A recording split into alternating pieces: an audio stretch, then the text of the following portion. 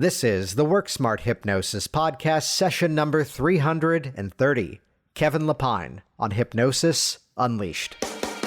Welcome to the Work Smart Hypnosis Podcast with Jason Linett, your professional resource for hypnosis training and outstanding business success.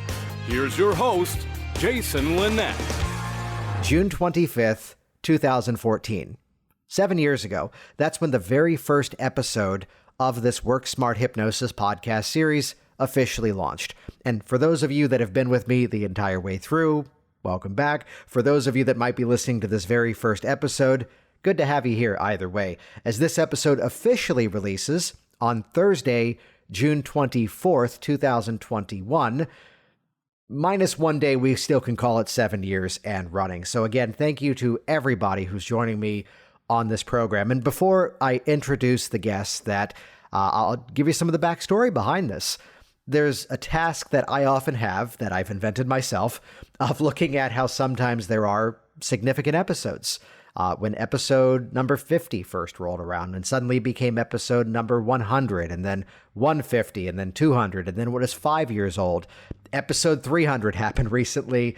And I always make it a point to reach out to someone who I've been meaning to have on this program for quite some time, that this is part of the tradition of this program and a big part of the conversation that you're about to listen to. The idea that if we want to learn, we need to be ourselves coachable. So the backstory for those of you that are new to this program was that as I was getting more heavily involved in hypnosis and the profession and training myself, I wanted to have a stronger network of people that I could bounce ideas off of, I could learn from. The way that the rule has been since day one, I have people on this program that I personally want to listen to. I personally want to have a conversation with. And you know, there just happens to be another, at this point, 1 million plus people around the world who also get to listen in. Good to have you here. The same way that, and you'll hear this in the conversation, that I would do a guest training event and I'd bring someone in from out of town, pay their travel, sell the seats, and pay them handsomely for what they do because, well, they deserve it. The rule always had to be, it wasn't just who would fill the seats. It was also, it had to be someone that I genuinely wanted to learn from and I could share that same excitement and bring along another 50 or 60 people. So there's someone in our industry that I've only had a few passing interactions with. I've seen his show a couple of times, and there's a connection there that I started with stage hypnosis and eventually found my way into instead working primarily with clients and now also trainings and other, we'll call it hypnotic projects that carry a different expectation of hypnosis than how most people in this industry are now doing it. But I first saw Kevin Lepine do a show a number of years ago, and yes, the show was great, but it was more so the interactions and some of the stories around the guy that I wanted to have that one-to-one conversation with. And really, we've had a few interactions over the years, as it often is the tradition on this program. You're about to hear the first really long-form conversation. But I'll tell you the specific moment. I do the Train the Trainer with Richard Nongard for the ICBCH, the International Certification Board of Coaches and Hypnotists. And I was surprised as we were doing the event last year, and I saw Kevin was there in attendance, looking to connect with the ICBCH, looking to expand his network. And there were moments where when Kevin would chime in and tell stories from someone who clearly has had a long, successful career in what we do, but also already is teaching other people, there was a level of insight, there was a level of specificity that I knew was eventually going to turn into an invite to be on this program, and did not yet tell him that this was going to be the 7-year episode. And I'm so excited that you're about to hear this dialogue. I always have to pre-frame when it's a stage hypnotist though, because the overwhelming majority of people who listen to this program are people who work with clients one-to-one. Well, Kevin, like myself, started by learning the clinical side first and how there's so much carryover, and especially when you hear the dialogue that we have in terms of setting up the environment, setting up expectation in a way that we can exceed expectation. That's a major takeaway that I'm sure many of you will have in this conversation. To look at the pre-talk as not just the thing we get through to then do the real work, but really, again, part of setting that expectation and following through, and a mindset towards ethics to leave people better than we found him, as well as owning who we are and what we're fascinated by and how do we bring that into what we do. So for those of you that see clients, this is what informs the stories that we share. This is what informs the metaphors that we make use of. Of course, always doing client-centered hypnosis and focusing on the outcome of the client, but also even for the stage hypnotist, the advice, as you hear me nerd out over the time he spent with Harry Anderson, that could have been the entire conversation for me as someone who looked up to his work, but the conversation of not to become the next someone else, but to become the first version of who you are. And when you hear the insights around community and elevating each other, and especially, I knew this was part of the story and Kevin delivered, how is it that we demonstrate to others that we are coachable? How is it that we demonstrate to others that we can be trained and we are willing to do the work to actually get to where we want to go? A quick nuance, indirect plug for the book, which is cheap on Amazon. But the moment where someone looked at the book I wrote, an editor, Work Smart Business, and went, for a book about business, you might want a few more like sort of get rich quick things inside of here, some more instant win strategies. And I go, well, they're in there. However, the first word of the title of the book is the word work. So yes, some of it is work. Let's be a little bit more intelligent and strategic about how we put it together. And you're going to hear that in Kevin's story here in terms of what he's been up to and how he's gotten to where he is.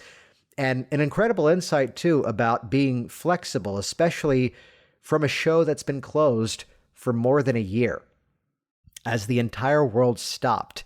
And what's going to be different? What's going to be unique about entertainment that we already devoted a ton of time in this podcast series to practitioners reopening their offices, adapting to online sessions. WorkSmartHypnosis.com/now online.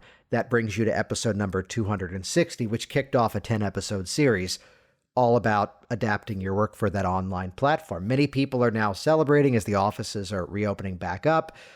Numbers are dropping, health is improving, vaccine spread is going strong, and we're finding ourselves rapidly on the other side of this. Now it's time for the entertainment side of hypnosis to kind of catch up. And I'd tell a quick story before we set the stage for this conversation, which was a bit of an appropriate rant. I went off on in an event the other day where I talked about how there are still a few in our industry who have a bit of a negative expectation, a negative opinion around stage hypnosis. You're always entitled to your opinion, no matter how wrong I think you are. No, you're always entitled to your opinion. But it's where I tend to say, look at the history of our profession. A moment where suddenly here was chemical anesthesia and the work of Esdale disappeared. Many of the practitioners faded away because there was a magical liquid that made the job easier, to say it simply. And it was the stage hypnotist, it was the entertainer who kept a lot of it alive. And still, it's a regular basis that I have clients in front of me who the movies you all don't like because they depict a negative expectation, a sort of a characterized version, a cartoonish version of hypnosis. People see that stuff and they go, yeah, I know it's not that. Can you help me with fill in the blank? The clients I've seen over the years, and yes, they saw whether it was Mark Savard or Terry Stokes or even Kevin or even Anthony Cools, and they saw the entertainment side, and people are intelligent and they made the connection to go, I bet this can help me with fill in the blank. So understand the history of your profession. It's where I always tend to share the passion for stage hypnosis, even for many of you out there who this may not be your focus. You can head over to the show notes at WorkSmartHypnosis.com to find out more about the reopening of Kevin's program. You can just go to WorkSmartHypnosis.com/330. That's this week's episode. That'll redirect you over to the show notes where you can find out how to connect with Kevin. There's a story I'll throw in that I didn't tell him in the recording, which was that even as he already knew me in some way, even as he already knew who I was, and we had several mutual friends, going to see the show, he recognized that I brought a bunch of people with me to say, here's someone else in town you should go see. And after the show, bringing me backstage, and it wasn't the moment of, let me talk about myself. It was instead, hey, here's where all my books are. If there's anything you ever want to borrow when you're in town, I'm here. just come get it. Let me know what you've got and, bring it back. But a mindset towards giving, this is what enhances our profession, and excited to have him on here.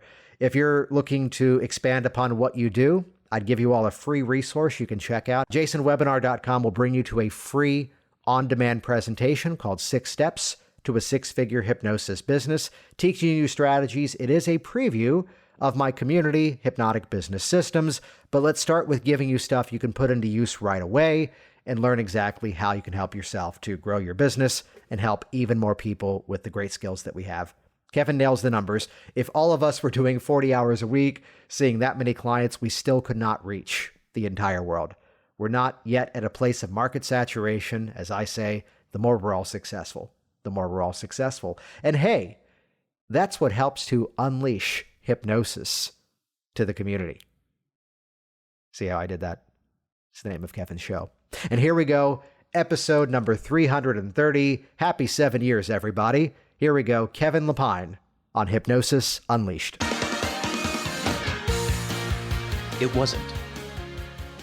My first introduction to anything was performing in plays in school. Mm-hmm. Something that I need to make really clear so that people listening will understand this. Up until I was 15 and a half, I had a horrific stutter. I could not communicate interpersonally at all.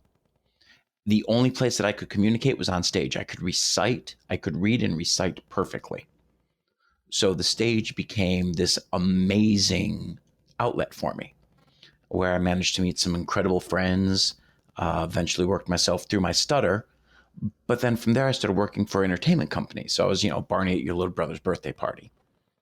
But the entertainment companies got me into doing that. They got me into clown work. Clown work got me into magic. Magic got me into sideshow.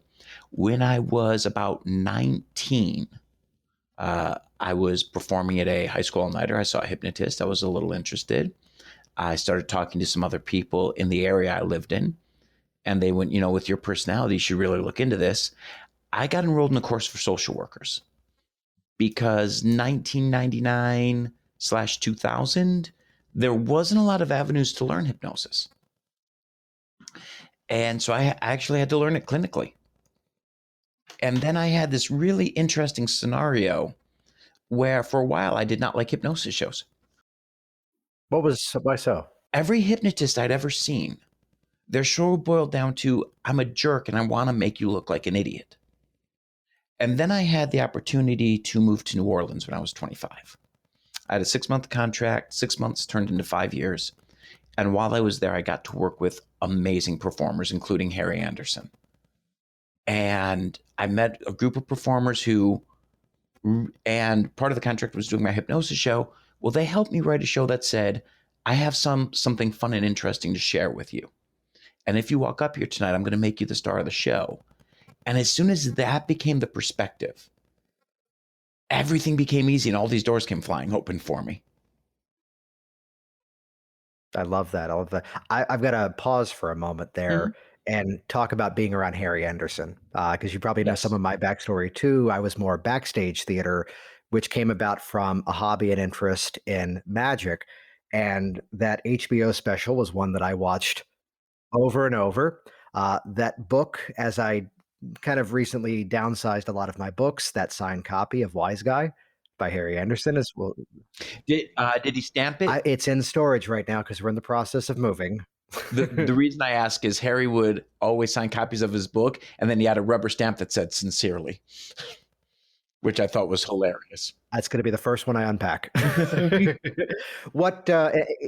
there was a brilliance to him that many people didn't know because they knew him just from like Night Court and bits on Saturday Night Live. What did you learn from him? What did you glean? Okay, hold on. We're going to go back a minute on this. Sorry. Oh, yeah, please. No. So, okay. Everybody, welcome to Work Smart Harry Anderson. Yes. So let's just go back for a minute and talk about Harry the Hat, who most people saw on Saturday Night Live and Cheers. And in that, you had a person who had developed a character. To hear the amazing Jonathan talk about Harry Anderson as a street performer is to hear reverence out of that man's voice, which is unreal in and of itself. Harry spent so many years developing a character so that when he had that opportunity, it blew up. And for those of you who haven't watched Night Court lately, rewatch it, because the brilliance was they had the show, but a writer would have a joke that was a 15-second joke. Instead of trying to stretch into a 3-minute joke, they would go, oh yeah, just put that in front of the bench. So they could just do joke after joke after joke with the bench and not interrupt the storyline. There was just a lot of brilliance in there. But the first time I met Harry Anderson, he needed my autograph. Go on. Yep. I had just moved to New Orleans. He was marrying his wife in a pre-ceremony before they actually did the full ceremony with their family, just to get all the paperwork out of there. And it was a friend of mine who was doing the ceremony. He took me with him. They didn't have a witness. I actually had to sign their marriage papers. So yes, the first time I met Harry, he needed my autograph. And the only time I got Harry's autograph was in the best place you can possibly get it, which is a check. He wanted to buy a prop of mine. Nice. So when I met Harry, he was opening his store, Spade and Archer. Really friendly guy. But he was kind of arm's distance because there were a lot of people who were flocking to him trying to get something. But then that mutual friend gave him my demo tape. And he saw that I was actually working comedy clubs and doing this stuff. And when he saw that I was serious, then he invited me over to the house for dinner, and he helped me write and helped me generate ideas. He helped me focus a lot of things. And I told him how big of an influence he was. And he said the one line that really affected my career. And I hope that when I say this here, I hope everybody listens to this one line, and I hope they can find as much value in it as I did. He said, don't be the next Harry Anderson. Be the first you. Nice. And there's such a large amount of wisdom to that. That is huge, that there's so many that are trying to replicate what's already there, copy what's already in motion. And I know this is a theme that you and I have discussed it moments before around, bringing in the original aspect of it. And like you had said, where I thought you were going earlier was something you said a moment ago, was that you're right. A lot of the hypnosis presentations I had seen too was that I can make you do something, and freeze, everybody laugh at them while they're doing the thing. And it's got to be instead bring people into it the same way that, let's draw a correlation to magic. That's what got me out of magic, was that I would see the illusion show that here came the music, here came the box, here came the thing, and next track, repeat. And it didn't matter that there was an audience there or not. Yeah. It didn't feel live. Yeah. And to see someone who can connect with the audience. And that's when I saw Tom DeLuca do a stage hypnosis show. And it was him playing off of the volunteers, but also playing off the audience. And in many ways, a celebration of let's share something here. Yep. And as soon as you find the aspect of yourself, The Rock also had one of my favorite lines in performing. He said the secret to being The Rock was he took the 2 or 3 things that people liked about him naturally and dialed the volume up to 11 and turned the volume down on everything else. Which is also Katy Perry's story as well. Mm-hmm. Yeah. You pick those 2 or 3 things that an audience wants to gravitate towards you for, and you accent that and you figure out who really is that for you and what does that mean? So you began, though, by studying social work and looking at that. So starting from a clinical respect, mine is a bit of a similar story. I thought I was buying a box of books on stage hypnosis, and they were all hypnotherapy, and I read them all, even though they were not what I wanted. That clearly worked out. So, but looking at that story of beginning with the helping side, the clinical side, how would you address that same conversation? Because I think not enough people who are practitioners working with clients for change kind of see that there's a thematic score, there's an overarching story that they can embed inside of their work. Dare even say character. So if you really look at a lot of successful people and you look at something that's common with their patients and with people who volunteer for their shows, one of the number one things, and I will say this, if you want to grow your career, I don't care if you're talking clinically or stage, ethics. If you have good ethics, everything else gets easier. It really does. And coming from a performing background, a lot of times we're seeing something from a stage perspective instead of an empathetic perspective. So the one thing I'm thankful for is the way that I learned, it really taught me to have those ethics and empathy. Yeah. So then let's just get specific there. What specific ethical points would you highlight then? Taking care of your volunteers. If we're talking, first off, we're talking on a stage platform. It's always taking care of your volunteers. And I've got a great way to think of how you should take care of your volunteers. My point of view has always been, if it was your mom, your wife, your daughter, your son, your father, or God forbid, if it was you in that chair, would you be pissed? And the funny thing is, so I'm going to use Anthony Cools as a great example of this. Anthony goes further than I do in a lot of ways with certain things. But that's also Anthony's natural personality. And he would gladly do it to his mother and himself. Well, also, and I think, I hear sometimes the person say, I don't care for that type of show. I think that's bad. And I go, did you look at the marketing? That was what was promised. That was what was delivered. And you and I were chatting before we hopped on here about, recent movies that we had seen. And there's movies out there too that we would just make the decision not to see because we're not the audience for that type of film. You gave me the tip to go to Disney World on the Super Bowl. Yeah. That's going to happen because I don't follow sports games. And one thing that I love that Anthony always did, and I bring him up because, and you know what, I'll explain that in a second. Anthony gives informed consent. He says 6 times before you walk up on his stage exactly what you're going to do. So you cannot be surprised by it. One of the reasons that I don't try and go as far with certain things as Anthony does is Anthony does that really, really well. I don't like to use the word dirty, but I can't out dirty Anthony. I mean, like legally, I don't think I could. Yeah, you're right. Yeah. But if I can't out dirty him, then what can I do that's me that I can elevate? Mark and Anthony and I have 3 very different shows. You would never confuse one of us for the other. And all 3 of us have supported each other and helped each other grow to be able to do that. So then by looking at that, would you say that comes from understanding the character? And I use the word character here lightly because it really is, you said, elevating that aspect of who you are. What can I bring of my story to this? Mm-hmm. I think you've been around, and he's been on this program too, Alon New.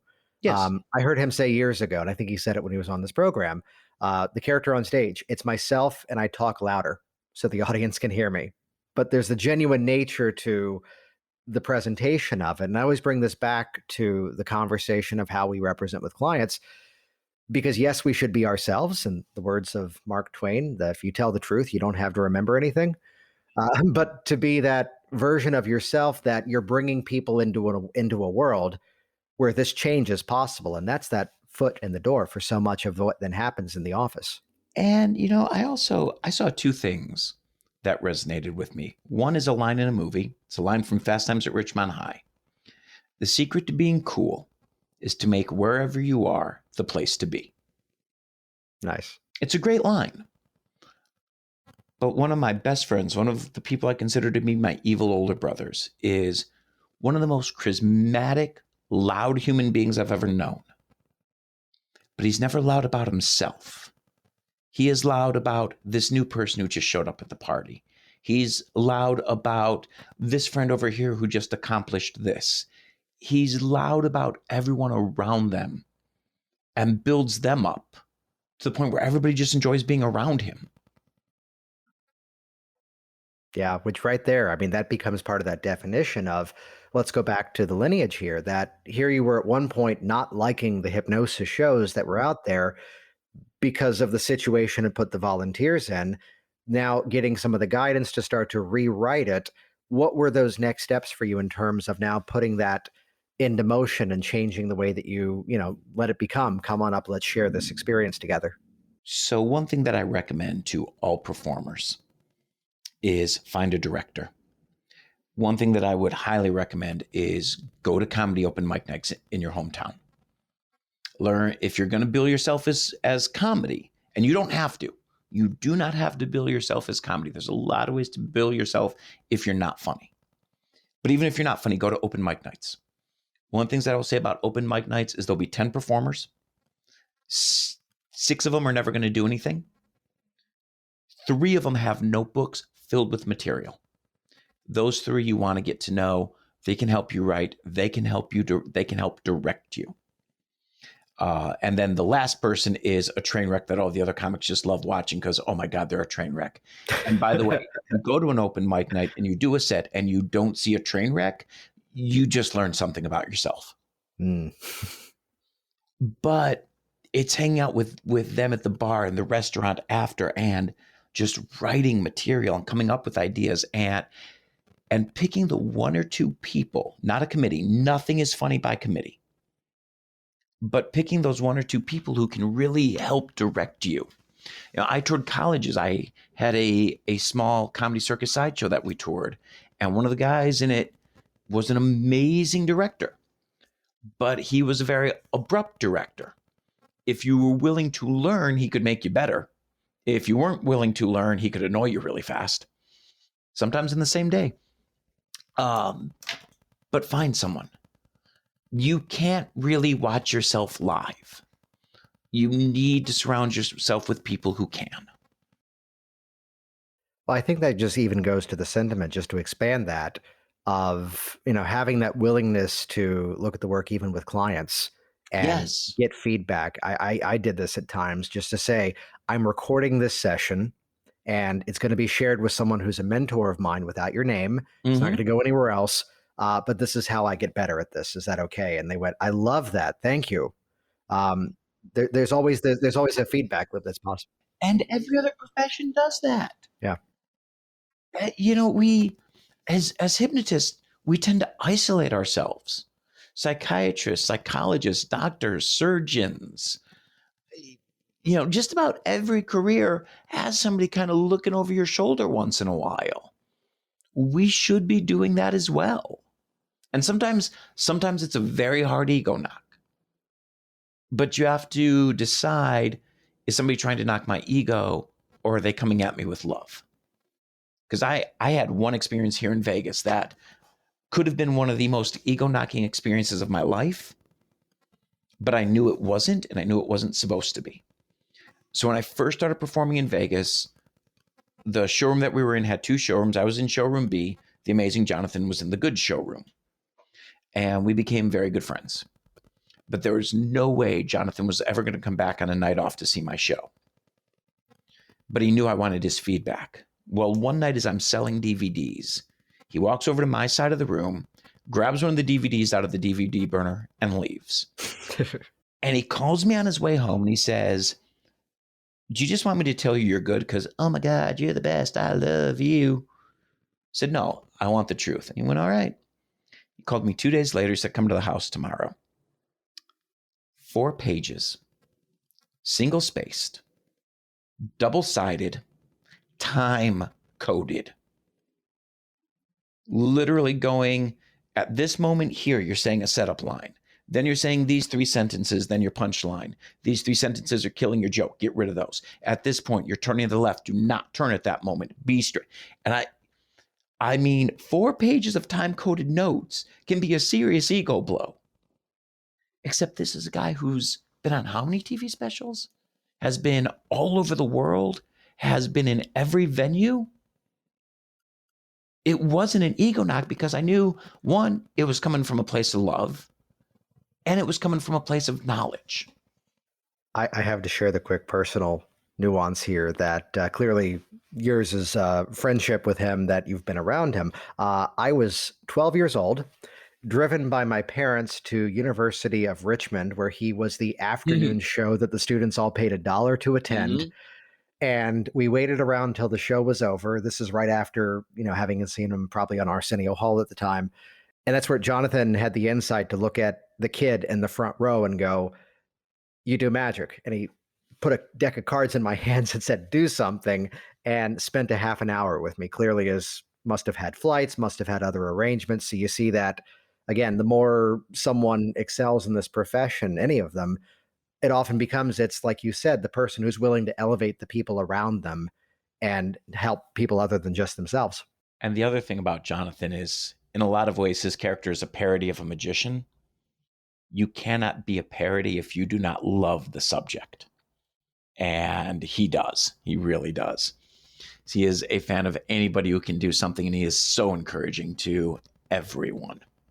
So I always highlight in these conversations and bring it around to the topic because it's not just the stage hypnotist who listens to this podcast. It's also the hypnotherapist. It's also people who were just curious about hypnosis. And I'm sure inside of the story, is there so many people who want to either launch their business or level things up and scale to a different audience. I'm sure there's something to come from the story of how you went from, you mentioned traveling around and doing the shows, to now being in Vegas. So I can actually point out to a lot of different points in this. And I'm going to have to kind of jump around a little bit. So try and keep me coherent if I'm not, please. First of all, I've been very lucky in the respect that when I wanted to learn something, I was able to find somebody who could teach me. And this is invaluable.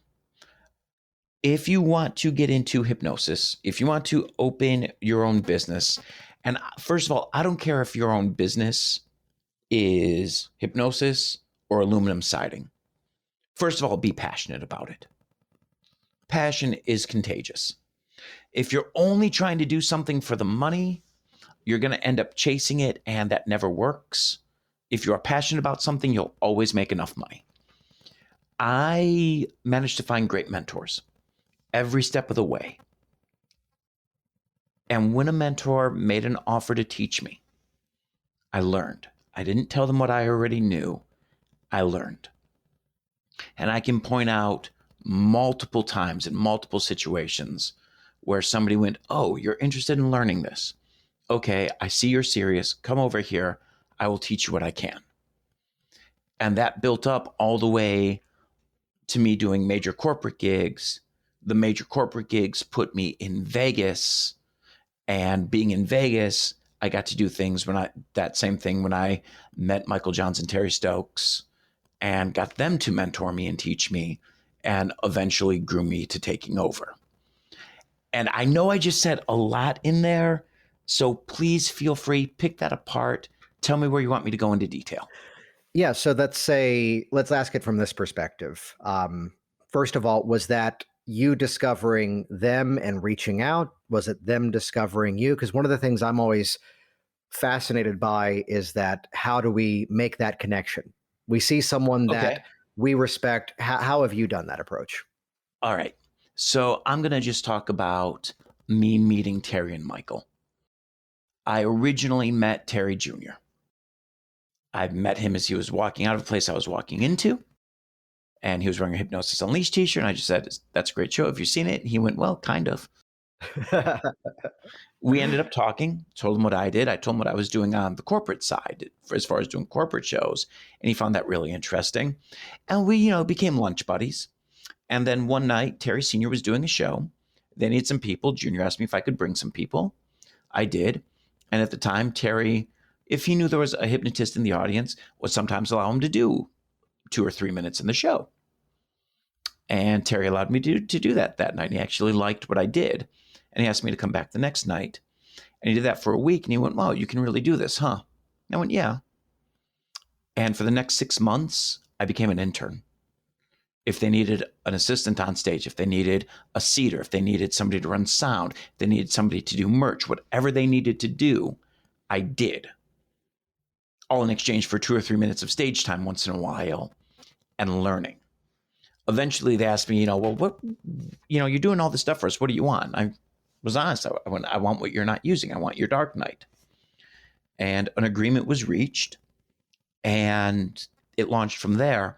And I had to ask them, and I know that this was a long way to get to the answer of your question, but once I finally had everything I ever wanted, I had to ask them why.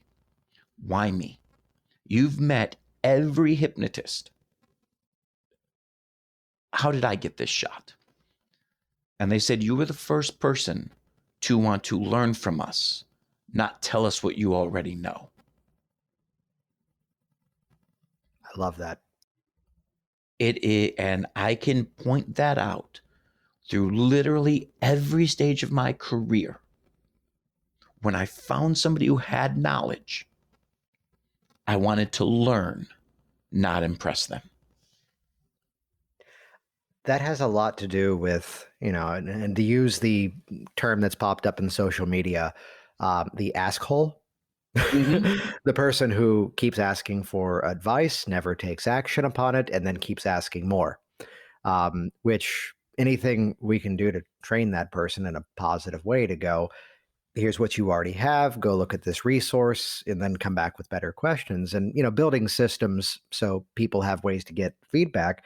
But I think right there is a major point that it's to show to someone that we are coachable before we're even asking to be coached, Mm-hmm. to show that we're willing to learn and not just impress upon them how good we think we are, to be humble in that moment, to say, there's something that I think you do better, and that's why I'm here. And also, whoever you think is the best at whatever, the people who are the best, the people who are truly successful, in my opinion, have all learned one fact and lived by this fact. There's always room at the top for somebody else.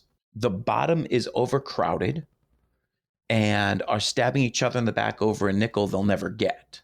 But at the top, there is always more room and more real estate if you're willing to learn and you want to be the best at whatever you're trying to be.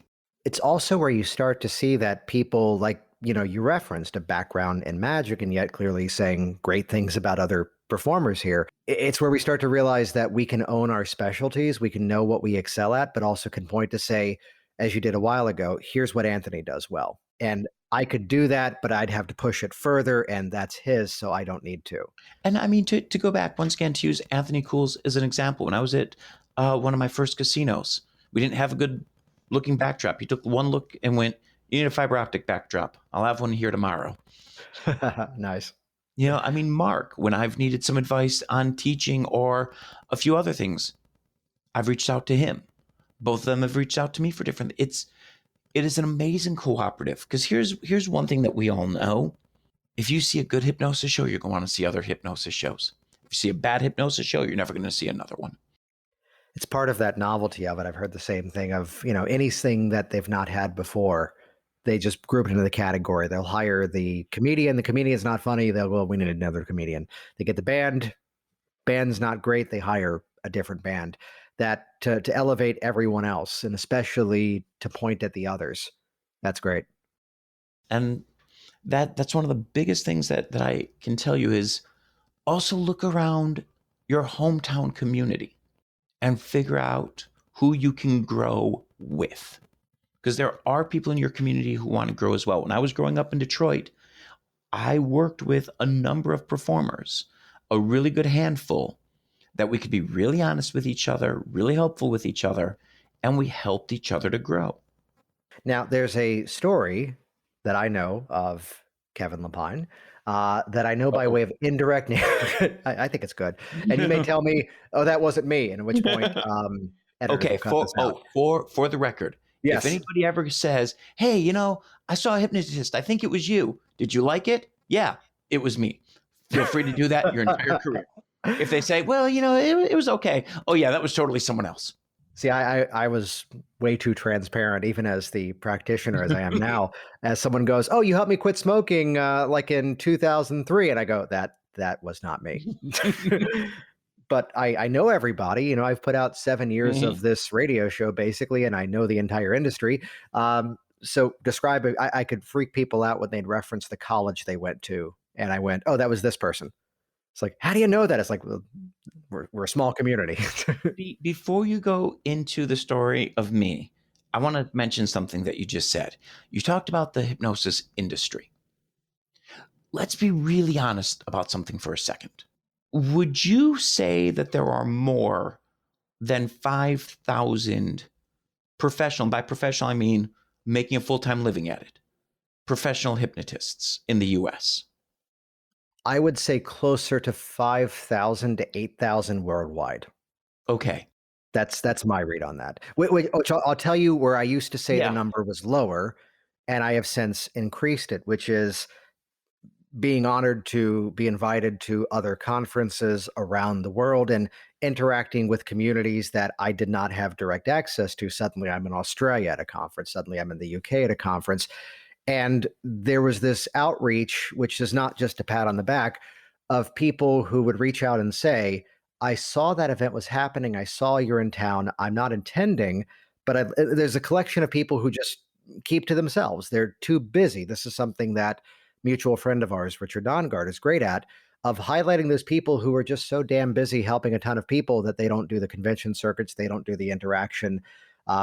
Everything we've already talked about is where, again, let's have a community and support, but we are a small world.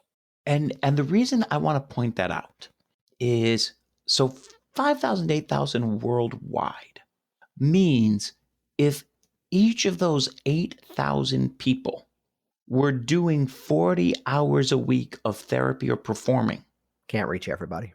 not even close. Not even close. So please understand that another hypnotist doesn't have to be your competition. That hypnotist can be your ally, because there is more than enough work out there in every venue. Two quick things before I get to the Kevin story. One was that never there get is to that story. We'll get there. We got time. We got time. Part two. There was an interaction in a Facebook group the other day where, yes, people were saying nice things about a program of mine, but then someone swooped in, and I'm sure they meant something positive, but they said, yeah, but this person's training is more comprehensive on that other subject, which, yes, it is, because I don't teach that subject. But I had the need to respond and call out, this is a thing, there's a presupposition embedded inside of what you just said, which is creating this competitive mindset. You realize that these are all of our friends. That was a conference where I was sitting in the room learning from Mike Mandel, and then 3 hours later, Freddie Jacquin's sitting in one of my workshops watching me do a demo, because we all like each other and we all send people each other's way. With the move to Florida, this is probably not happening anytime soon, but I would bring guest trainers to Virginia. And the criteria always had to be not who's going to fill a room, but who did I want to see myself? And let's make it better for that person and bring along another 40 people. Yeah. Yeah. To build that ability to move forward. Or even this morning, referring a client who had reached out to me to go, yeah, I don't see clients for that anymore. Here's 3 people that would be great for you. And the funny thing is, psychiatrists, psychologists, social workers All do the that time they do that. all the time. Yeah. Because they know that if I don't specialize in this, I can't help this person that well. But I also know that if I send you to this person, eventually they are going to have somebody that falls into my specialty. So now the story. And Okay. you may tell me that wasn't me, and we'll move on to something else. Or if the story you've heard is actually better than the reality, I might just accept your version. We'll take that too. So it was someone who had come out and done like a private consult with you, hung out for a week and did some training. And the question was, hey, Kevin, you have this song in your pre-show, which we'll come back to your pre-show because I want to talk about that too. You have this song in your pre-show that's not a major hit song that would rev the audience up. And I think the story was your response was that I've worked hard to get here, and that's a song that I want to hear too. Yes. And I have since changed all of that. Yeah. The reason that I've changed all of that is I have gone to all copyright-free music now. Yeah. And the reason for this is, so my BMI and ASCAP fees were all paid. Well, let's come to the reason why Yep. you've changed it in a moment. Okay. Can you bring us inside? Because I love that, because it's where, yes, we're there for the audience. Yes, we're there for our clients.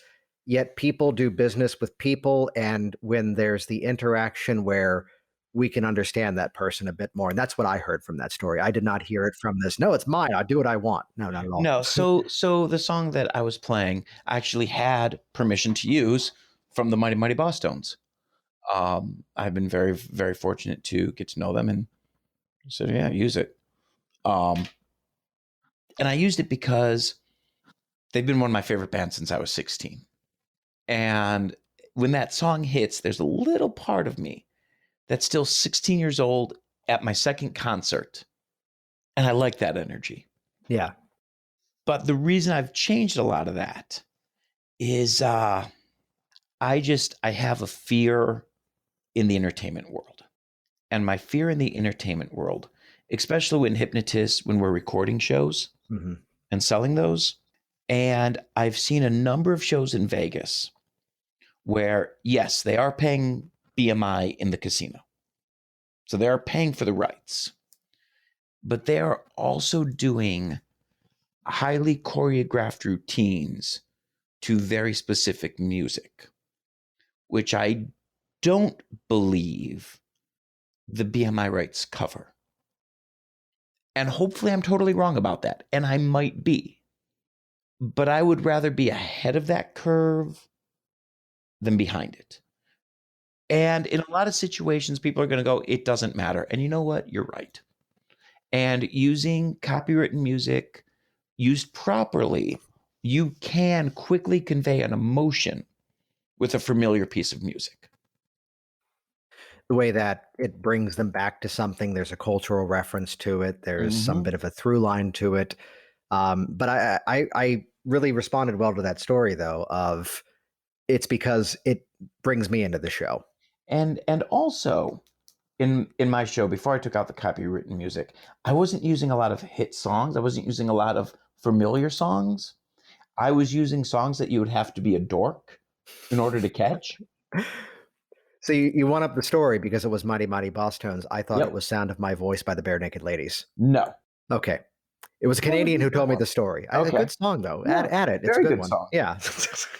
Actually, yeah, really good song overall for that. And Sound of My Voice is perfect for hypnosis. Yeah, it is. See, the story was better. Yeah. Yep. Yeah, exactly. So, you know what? Yeah, I was using that song. It was great. Right. Sure, why not? You know, it's totally forgot where I was going to go with that. Yeah.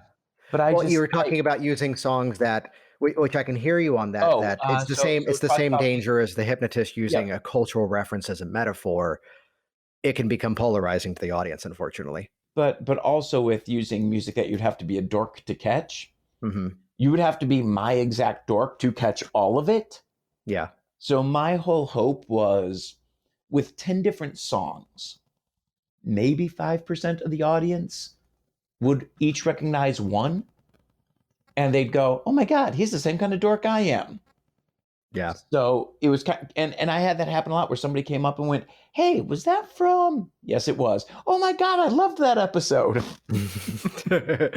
All right. Okay. Now try me on this. How specifically dorky are we talking here? Oh, I would use music from WWE. I'd use music from Doctor Who.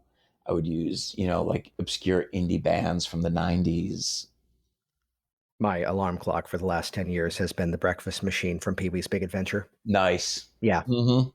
Yeah. We'll just leave that there. Everyone go Google it. Danny Elfman's new album is also phenomenal. Danny Elfman stuff is always awesome. Yeah. If you want to talk about music that creates an emotion or a setting, hell yeah, look at his stuff. Yeah.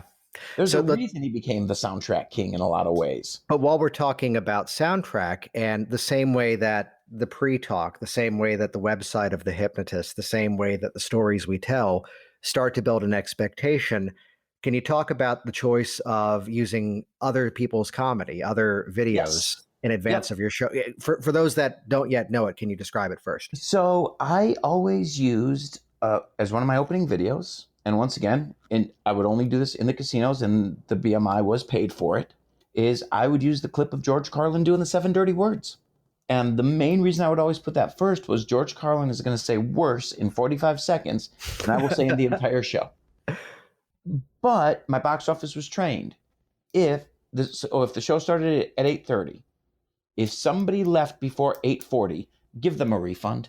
Somebody lied to them about what my show is. And I wanted to put that out there very, very clearly in the beginning because I want to establish certain expectations. And I'm going to challenge a term, and I know, and I won't challenge this in the clinical end, but I have a particular loathing for the word pre-talk in stage shows. And the reason I have that loathing is I've watched too many people say, well, I know it's boring, but it's my pre-talk. Okay, Yeah. no. It's Carson never did a pre-talk before his show. He did an opening monologue. You can get across information in an entertaining, non-boring way. Do not allow the term pre-talk to give you an excuse to be lazy. Well, that's something that there was a gift that I received when I first got into hypnosis, and there was a bit of, let's call it now, indirect suggestion inside of this. And some of this may dip into, we'll call it gray hat as opposed to Mhm. like, black hat. And they weren't trainings, but someone, when they found out I was getting into hypnosis and found out I bought the wrong books, they gave me a spindle of DVDs.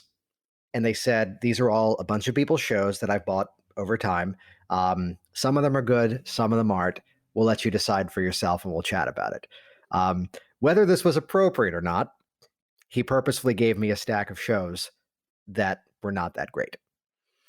Which he did that for the confidence builder. And there's a more positive way to do this of going, see, you can do this. And I mean, examples would be someone was doing like a Dave Elman induction, which is perfectly fine for a group, but the losing the numbers moment, they did that one by one with like 12 Yeah. volunteers.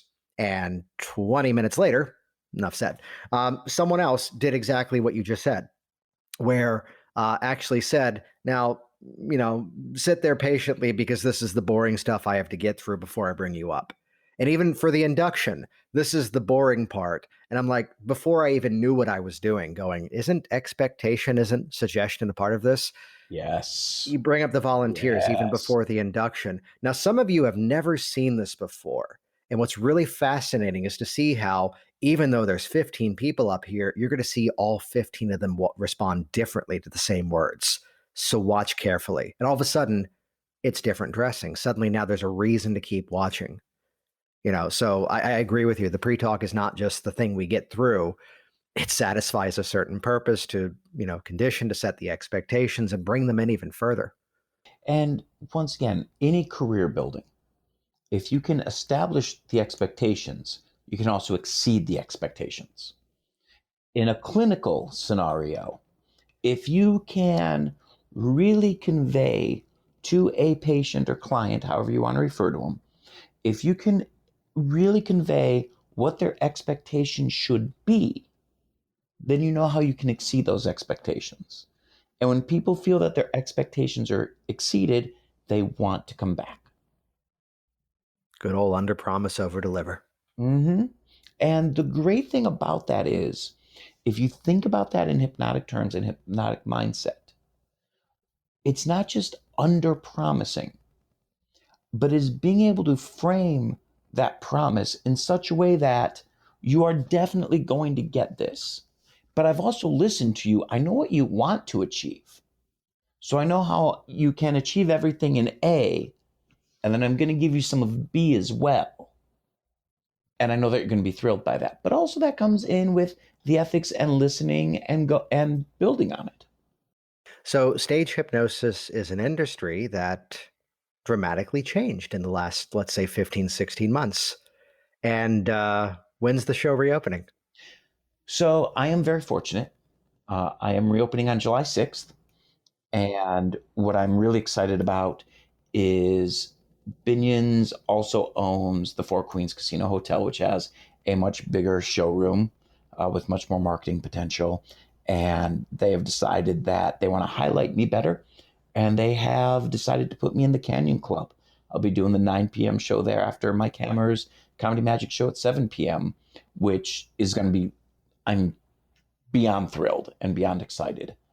And I do have to be honest, though, when I say that the first couple of months of shows are going to be weird for both the performers and the audiences. I am really going to have to spend an incredible amount of time listening to my audiences and how they want me to make them comfortable. One of my main things that I do on stage is the way that I have people sitting next to each other for safety, but I don't know if that's going to work for the next couple of months. And there's going to be a learning curve. Yeah. So what would you say needs to happen for that? What are you planning, at least for now, to bring into that? I have like 4 different shows in my head right now. Yeah. And it's based on, is my audience okay being in close contact with each other, all the way to, do I need my volunteers to all be 3 or 4 feet apart on stage? Yeah. Well, I mean, the same as working with sound engineers, there may sometimes be the need as to, here are different routines I might do based on who I bring up. But the same way, even for the practitioner working with a client for change, we shouldn't be going in with an exact preconceived notion as to what's exactly going to happen. I was in a session with someone for stopping smoking right before you and I hopped on. And of course, she'd said something that reminded me of a technique I haven't done in maybe 5 years. But it became, this is what she needs. Let's go that direction now. So I think that's on the right track of, having different variations and I'm sure being able to modify on the fly. And one of the things that you've been doing in this interview that's really good, and I don't know if a lot of hypnotists are catching this, is you are repeating back some of what I say when I say it. And this is important. This is really important, especially clinically and even on stage, because people will ask you questions. When you are talking to somebody before you are doing a session with them, if you repeat back of part of what they've said to them, if you can reflect that part of the conversation, they know that they've been heard and they're going to feel more comfortable. Or they're also going to have the ability to go, oh, no. What I meant was, because, people don't always tell you exactly what they mean the first time they say it either. So it's a very, very important skill. And especially with where we've been the last few months, people, we really need to hear them. The number of people I've had over the years that, there's a premise that I live by, which is that people say that, they're not good at something, and it's not the issue. It's not the issue they're trying to solve. It's what's underneath it that needs to be addressed. The person says, I don't have a good memory. And yes, there may be flaws in the memory, but the bigger issue might be, are they actually listening? Are they actually absorbing what's around them? Why is it most people don't remember names? Because they weren't listening when you told them. And the greatest influence is, that's the brand of some of what I do now. The greatest influence is not the cleverness of what you can say. It's exactly what you just said there, of listening and feeding back what you just heard from someone, because one, it validates that they're actually being listened to. And second of all, it helps to deepen that rapport, deepen that relationship. And now, if it's on stage and we want to then give a suggestion for something new to happen, if it's for personal change, now we have that hypnotic foot in the door that we can keep expanding that and create what we want. So my question to you, and by the way, I didn't tell you this in advance, this podcast launched on June 25th, 2014. Your episode is the 7-year episode, by the way. Woohoo. So, woohoo, thank you for joining me on this one. That's actually kind of funny, because I was just the 7th anniversary of an event group here in Vegas. Nice. And I was their first interview, so they brought me on to do that one with a surprise guest of Heaven Copperfield on it, which was really strange. Yeah. So from your career over these years, to kind of bring this all together, have your definitions of hypnosis changed? Yes. Oh, God, yes. Do we have another 45 minutes? How so?